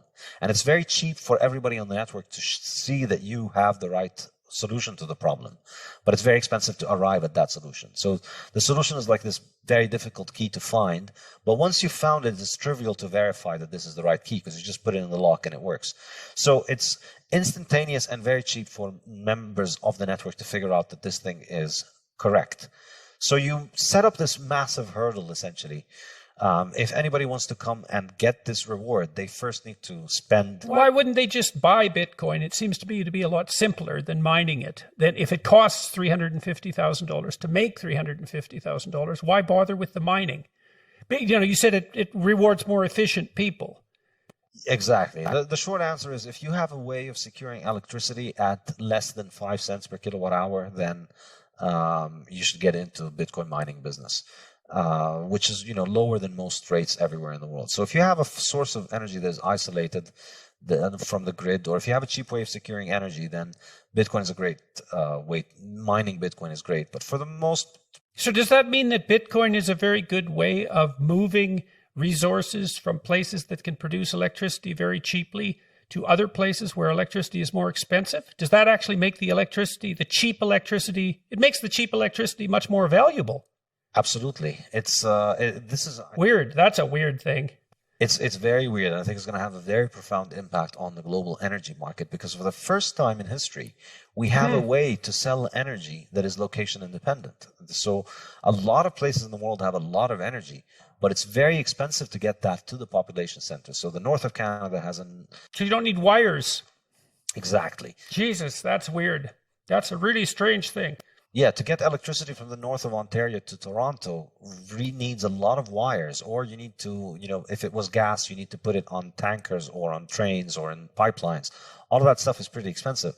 But with Bitcoin, you just need an internet connection. You take the Bitcoin miners to where that energy is, and then you can monetize that energy and turn it into Bitcoin. It's magic. So what's the net effect of that on the price of electricity worldwide? Is that deflationary with regards to electricity cost? I think so. I think this is a point that I make in the Fiat standard, which is that we've had Fiat subsidize all these dysfunctional forms of energy over the last 50 years that have led to the grid becoming unreliable. And we have Bitcoin, like the vigilante savior that it is, coming in and providing a global subsidy for anybody who can make electricity at a cheap rate to monetize that. And I think, well, not only at a global subsidy, but so interesting, because not only you could go to where the energy is cheap with virtual certainty that you're going to make more and more money as the value of the Bitcoin increases by investing there, assuming that the value of Bitcoin is going to continually increase, which is a logical presupposition if it's as stable as is claimed, and it's finite in the way that you're describing, and increasingly widely accepted by vast numbers of people. So it's also an investment that's likely to increase in value over time rather than decrease. So it takes some of the uncertainty out of investing in cheap electricity generating processes that are geographically isolated. I just can't believe that's true. It's amazing that I think I must be misunderstanding, because it seems like you can move the value of the electricity magically without any of the problems of transportation. yes, exactly. Wow, that's really something. Okay. And in terms of, think about it in terms of independence, I think the implications are pretty good, because if you have an energy source, it becomes far more sustainable to be able to exploit that energy source if you have a steady way of monetizing it. So I think it can help people get off the grid. It can help people become more independent. You have your own energy sources, and you have your own a monetary system that you use to trade with the rest of the world. And you don't need much of the control of the grid on you, which is getting more and more suffocating every day. Yes, and as this idea that we're despoiling the planet, and our technical activities, our industrial activities, our high standard of living, all that's immoral because we're doing immeasurable long-term harm to this pristine biosphere, like that, you can just feel the moral pressure growing there, just intensely. And Yeah, and I think it's completely ridiculous, because every action has a cost. And this is the thing about it you learn from economics. Everything has a cost. Everything has an opportunity cost. And people like to present this idea as if there's an evil cabal of oil producers that are out there forcing our governments to make our lives dependent on these oils. And what we need to do is to just have the political will to transition to these more advanced forms of energy that are going to save the planet. And it's just completely ridiculous.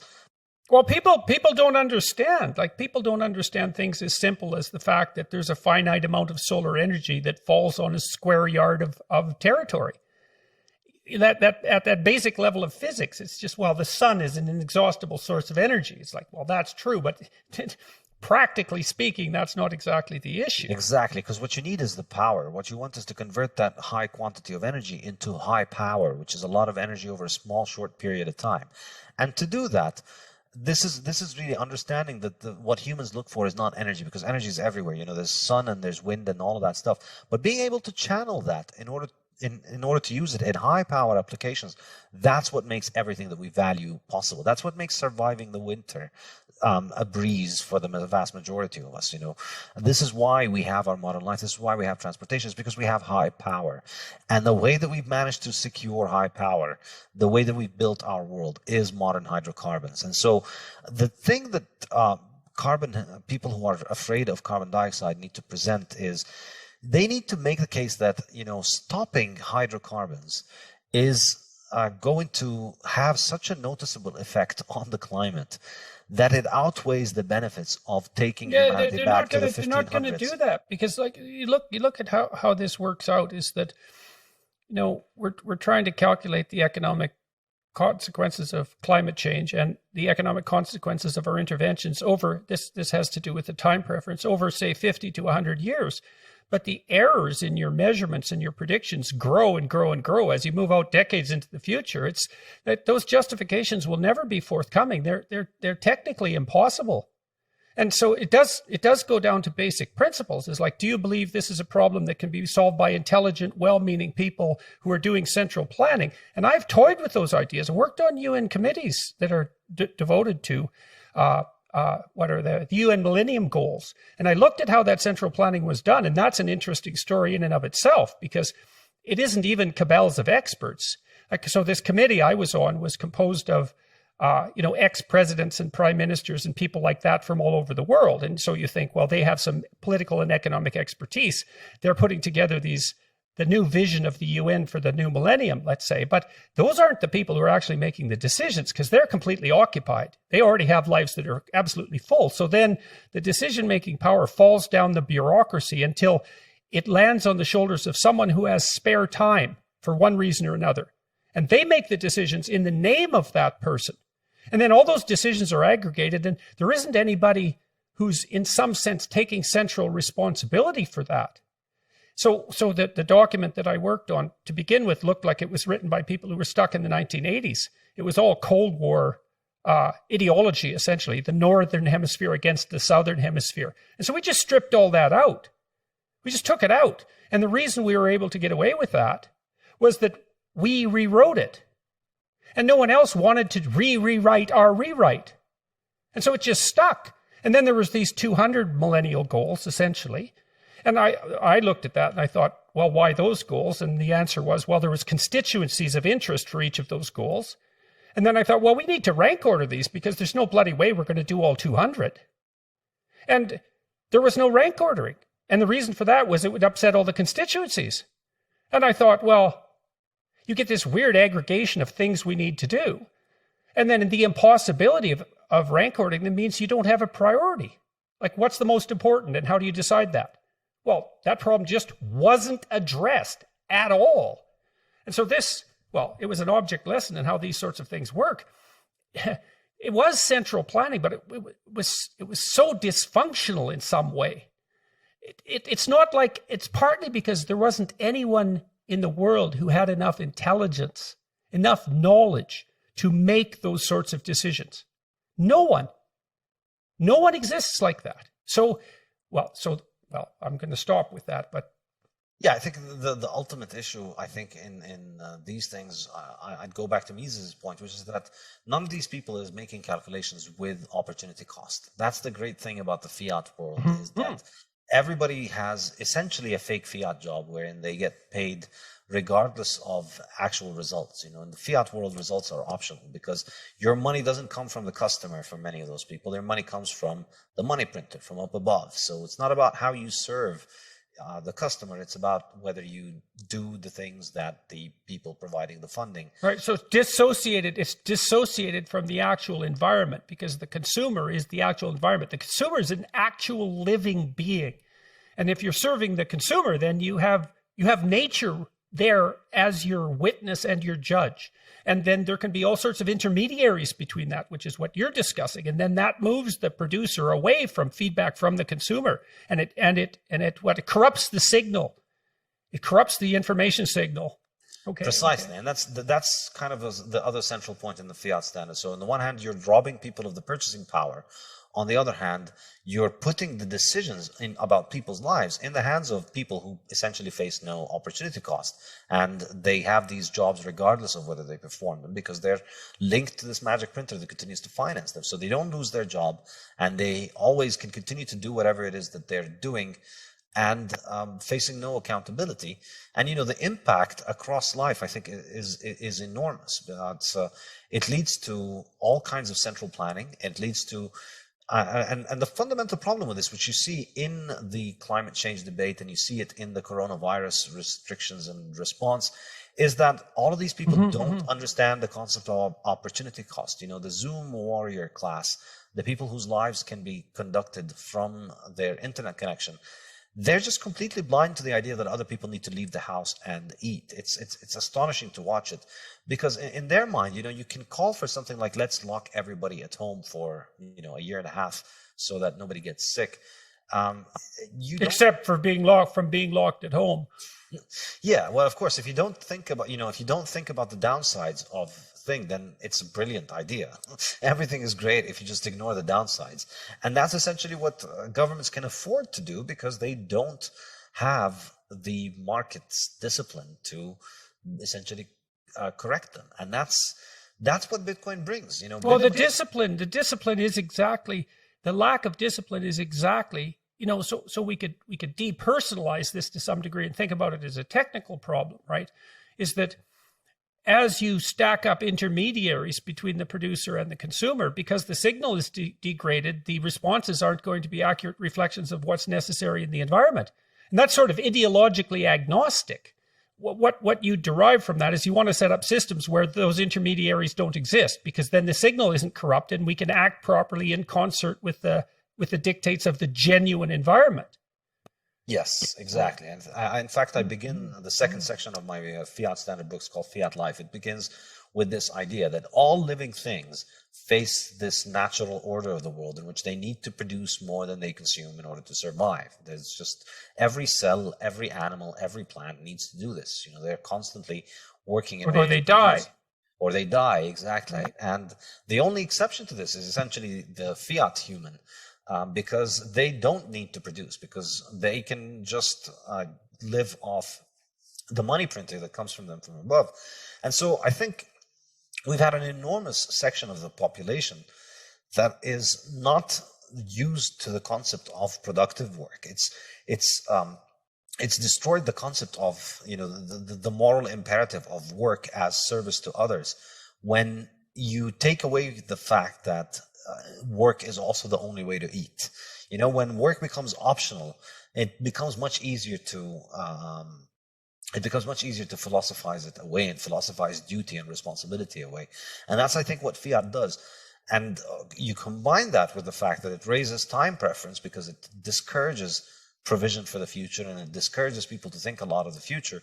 And you can see that a lot of the problems, a lot of the pathologies of the 20th century, I think, have their root in highly inflationary fiat currency. A couple of objections to Bitcoin, let's say.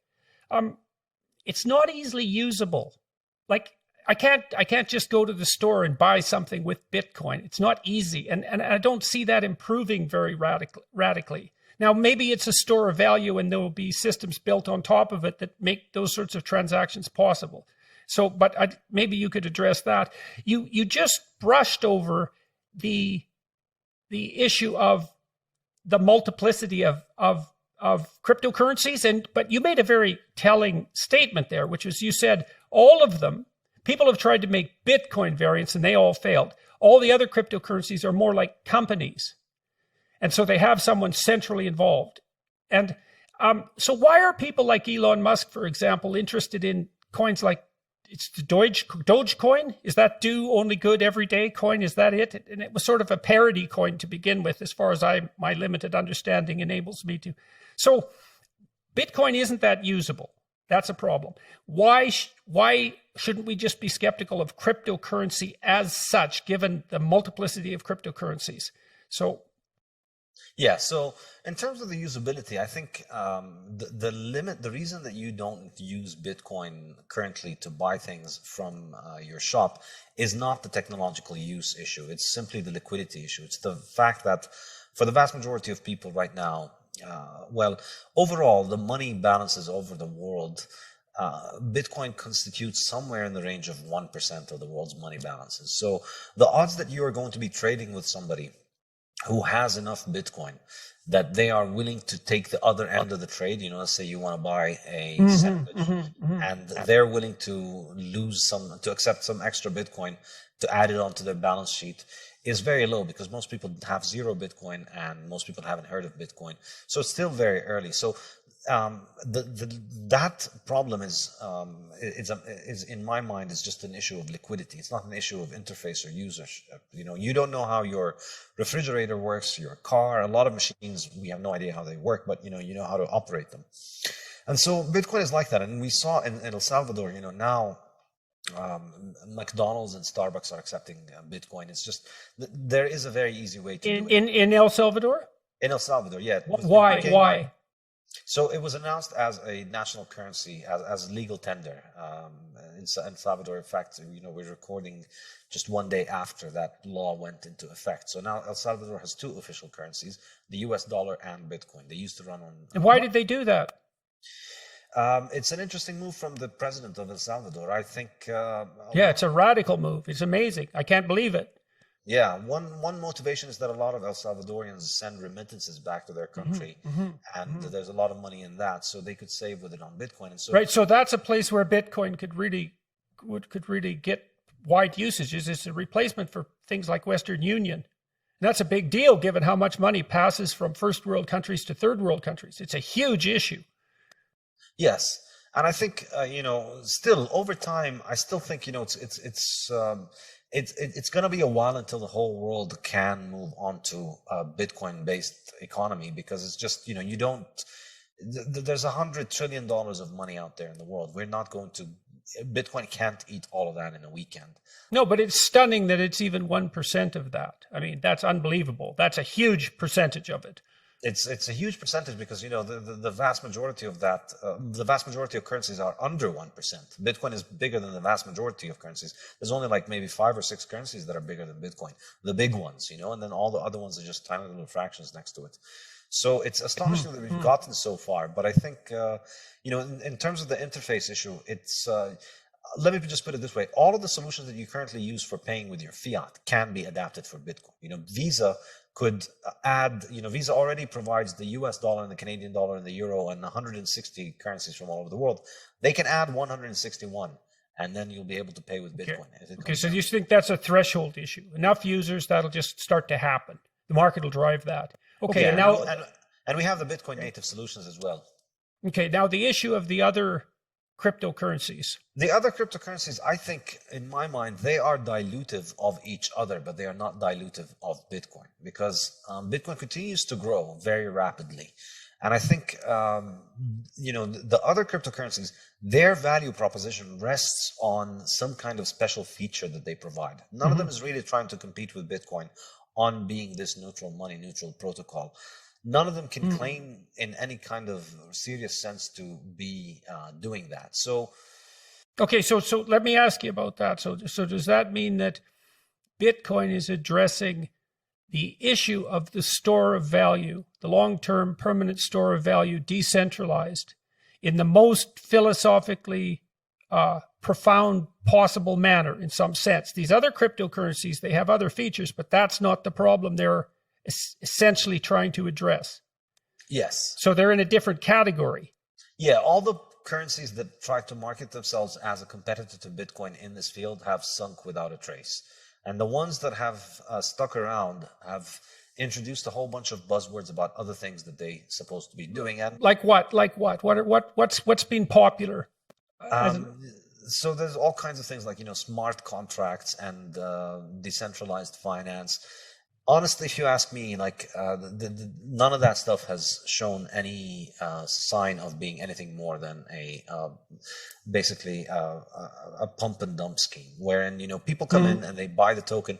There's a story, there's a story about how this thing is going to be used for. There was talk about betting markets and smart contracts and real estate on the blockchain, and now they're putting pictures on the blockchain, and they're selling art on the blockchain. And all of these fads come and go, but ultimately, none of them needs its own monetary system in order for it to function. And I think the accurate interpretation here is that these things are just monetary systems that have a side story that they're selling you about what their applications is. But nobody's really buying them in order to buy these applications, because they don't really perform anything that Bitcoin cannot do, or that, any kind of real world use case. It's just people are buying these currencies and they're speculating on the price, and the value of all of these currencies is going up because we're starting from a very small level. However, I think the distinction is that in the long run, these currencies need to continue to invent new stories and to continue to invent new narratives to continue to drive more attention to them. But whatever story you invent in your currency, there will be other currencies that will come and invest in promoting this in a better way. So I think they are dilutive for each other, because whatever value proposition you have, let's say our blockchain network does the best smart contracts.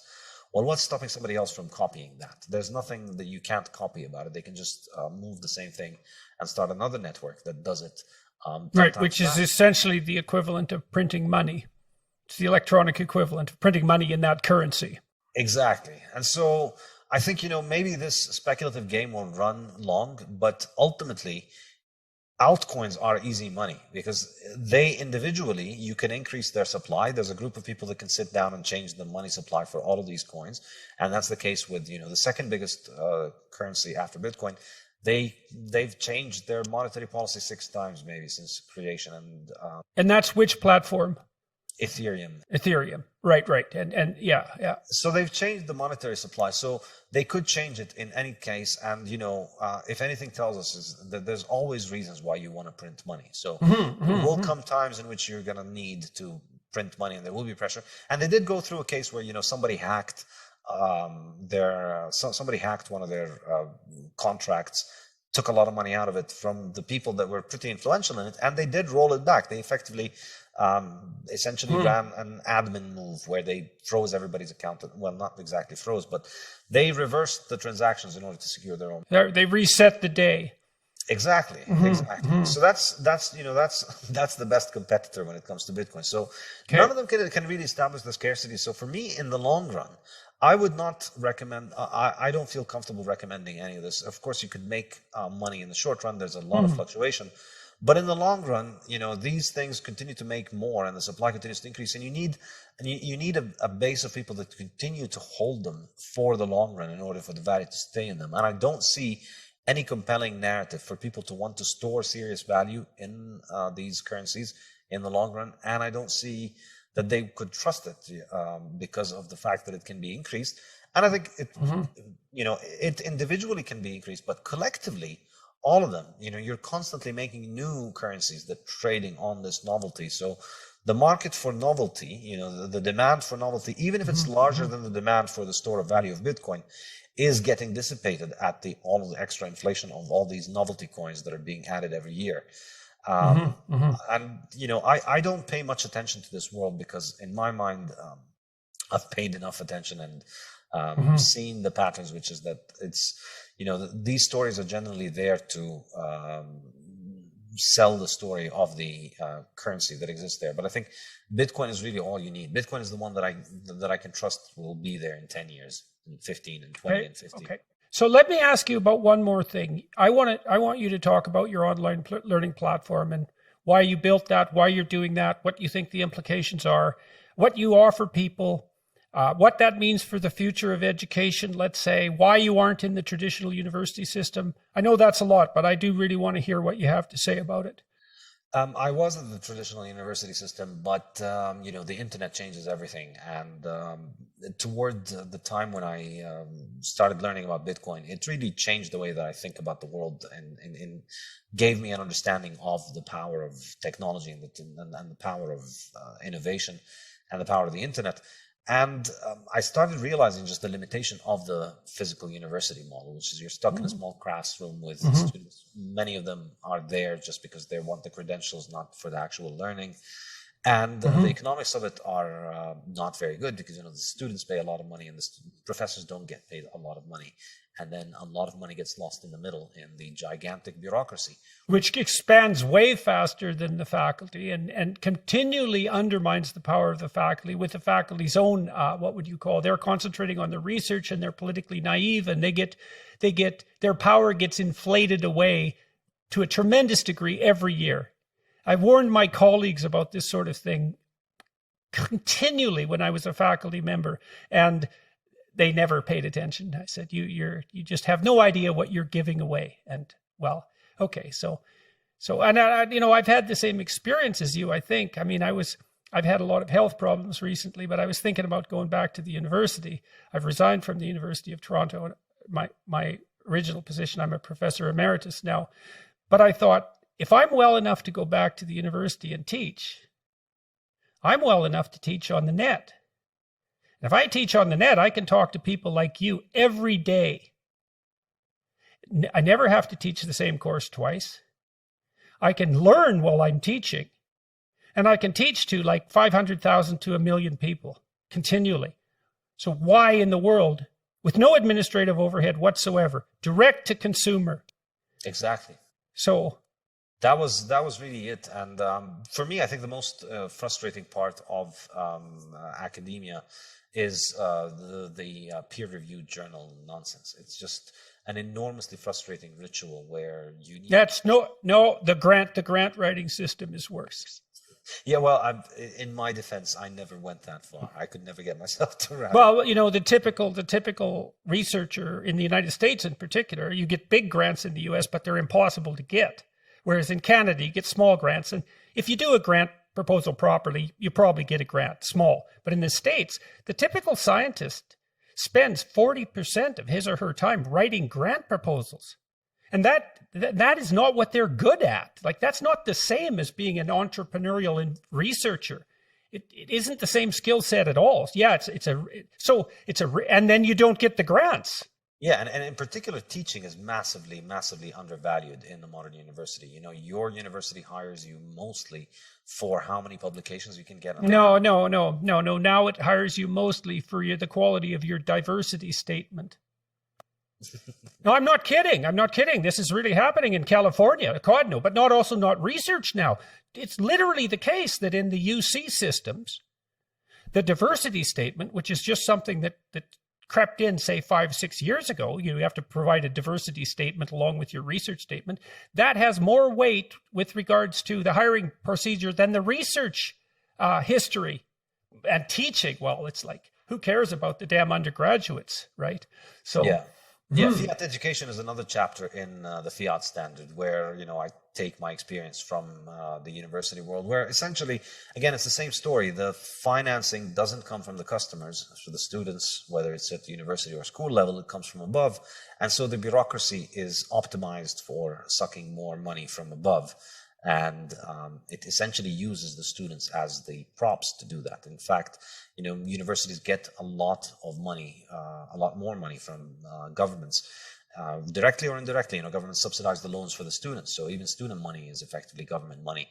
And so they're optimized and focusing on kissing the hand that feeds them, and that's why the university is becoming so politicized. It's also part of Fiat disease.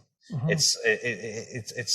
It's not the case when it's not how universities functioned under the gold standard. They had far more integrity because the money had integrity, and so the only way that you could get your university to have money was to teach people useful things so that they would be happy and they would tell their friends to go to that university and they would donate money. But this kind of cycle is breaking now, and that's why we see so many. God, even the Economist, miracle of miracles, has published articles in the last month pointing out that the politicization of the university campus, which is something that I've been observing for like 20 years and have been warning people about, is having these massive downstream consequences throughout society. It's like, and that's definitely the case. And so why is that politicization occurring? So exactly. And so for me, I wanted to just, it was like, Bitcoin, like Uber, it's sidestep the entire monster and figure out what is the essence of what it is that I'm good at. I like to teach. I enjoy teaching. So I'm going to build a website and I'm going to, writing the Bitcoin standard was what allowed me the courage to take this move. And I regret not doing it earlier. But once I had a little bit of a global audience that I could follow, I could teach many more students than I could teach in a physical classroom. Mm-hmm. Were much more interested. And this is what I learned from Austrian economics. You want to follow the place where you're able to create more value. That's what you need to follow. So people seem to like what I was doing online, and so I thought I'm going to try and figure it out. So how long has this been? Yeah, how long has it been in operation? That's Saifedean.com. Saifedean.com. Yes, 2 years now. I've had it running for just turned 2 years. A couple of weeks ago. I didn't make a big deal. Well, congratulations. So tell me, like, what size audience are you serving? How is it growing? What have you learned? How are you generating revenue? The first couple of years I've focused on building rather than getting a bigger audience. I've made it a little bit more, it's mainly focused on, my audience on Twitter. They're the ones who sign up.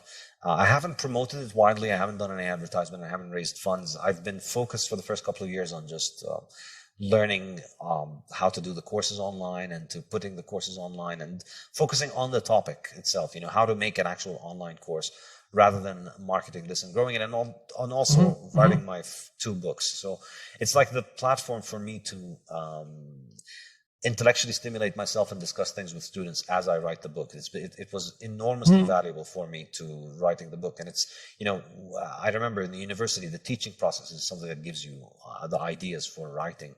And I wanted to make sure that I had that as I left the university. I didn't want to just write. I wanted to have seminars where I discuss things. So I have 2 live seminars every week with members of Saifedean.com. Twice a week, we get together and we discuss my books, my work, my courses, Bitcoin in general, Austrian economics, and all kinds of other issues. And so now it's a little bit, it's being done on a smaller scale as I was focusing on the courses and the books. The plan is, starting next year, I'm going to start hopefully expanding the operation as I have my books completed and my next 2 books. I'm also writing an economics textbook as well. So, the next problem to solve for the decentralization of education, I've been thinking about this for a long time, as it's possible to learn more and more online, is accreditation is where all the value is, all of it. And I've talked to many wise academics, like seriously wise academics, who know perfectly well that there's almost zero financial utility in the knowledge that universities are dispensing to students. It's not zero, but it's low. But there's tremendous residual value in the accreditation. So the next big revolution is going to be the decentralization, hopefully, the decentralization of accreditation, so that there's a way of providing verifiable accreditation. So I've been thinking about that. So to some degree, so you can imagine something like a set of exams where only 10% of the people who take them pass, or maybe it's 20%, that's bronze, 10%, that's silver, 5%, that's gold. You can retake the exams multiple times, but you keep it scarce.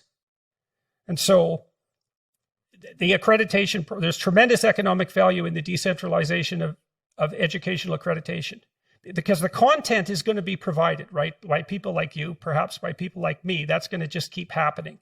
And that's going to find its own market. So I don't know how that problem might be solved, but.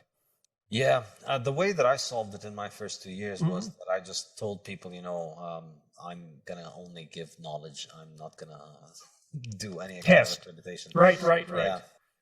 Yeah, and that's a reasonable approach too, and it sort of relies on your trust in the students themselves in some sense, right? You don't have to sit through this. You're not going to get anything out of it except the knowledge. That's a reasonable approach, and maybe it's the right one. It's just for those who wish to educate to do so and to let the chips fall where they're going to fall. And also, I think, there are some downsides to testing, that you have to kind of formulate the education in a way that is amenable for testing, and that can corrupt the system. Exactly. And I kind of it's like predicting the future, right? It's the same problem. It's like, which part of the knowledge that you've learned is relevant, and can we and so there's the hypothesis that we can formalize that. Now, you might be able to do it in some ways because maybe you can test something like literacy, right? Because that's a broad scale skill that's useful across multiple domains. And so maybe there's a role there for for testing to specify level of skill. But it gets much more difficult in other areas. So that's partly why the accreditation problem is a real tough one to solve, to do it properly. I don't know. I go back and forth on whether accreditation really is such a big deal, or whether the whole issue of accreditation is going to be devalued over time. Because in a sense, I can see how it was valuable in the pre-internet world, where, going to a university and spending 4 years taking courses with the experts on a topic next to a physical library that actually contained the books on the topic was basically the only way that you could establish confidence in the topic. And getting a degree that you've ticked all of the boxes was a very reliable signal that you did do that. But now, the knowledge is all out there, and the people looking to hire you are becoming increasingly practical and increasingly specialized about what they're looking for. It's not that big of a deal whether you have a degree in all those fascinating topics that you learned about. Can you build a mousetrap that catches mice? Right, exactly. So that might mean that the accreditation problem is actually downloaded to the people who consume the students, so to speak, right? And that's the people who are doing the hiring. I mean, the hiring people have a tough job, and they were using accreditation as a shortcut to doing their job properly, relying on the institutional validity of the universities to select the proper students. And universities were basically doing that on the basis of making it difficult to get into the universities, and by proxy selecting people who had high levels of fluid intelligence. So basically, and it's becoming less and less valuable as a signal as knowledge becomes available everywhere. You don't need to go to a physical library, and you don't need to be next to the professor. You can download the lectures online, and you can discuss things with students online. You can recreate the entire university experience online, basically. Now, is it as fun as going onto a campus? Well, no, but when you think about the difference in costs, you could learn an entire undergraduate degree for a couple of $100 online. Think about all the extra money that you save and all the extra time that you save, and then think about how much fun you could have with that. That's when it becomes a fair comparison, I think. Well, look, that was great. I learned a tremendous amount. You really made me think. You cleared up a lot of the questions I had about cryptocurrency and about Bitcoin. I understand how it functions better. Some of it was absolutely fascinating, like that idea that you can monetize energy production in areas that wouldn't be able to ship the electricity to market. That's absolutely mind-boggling. It'll take me like 5 years to think that through. And it seems to completely contradict the idea that Bitcoin is a waste of the world's resources, right? It's a complete opposite if this monetization idea is actually true. So that's really, really, really interesting. So yeah, that was great. I'd like to talk to you again at some point. So we'll see how people respond to this and what sort of questions they have and what sort of things they might like us to discuss. But I really enjoyed the conversation. So thanks a lot for all that. And good luck with your book. Your new book. So that new book, so everyone remembers, the two books are the Bitcoin Standard and the Fiat Standard. And you're going to learn a lot by reading those books, an awful lot. I learned a lot about the Austrian School of Economics too, and about its fundamental philosophical differences, and that was really useful to me as well. So lots of pieces fell into place. The sign of a good conversation when that happens. So. Thank you. Thank you very much. It was an absolute pleasure as well. I enjoyed talking to you very much, and I hope we do it again.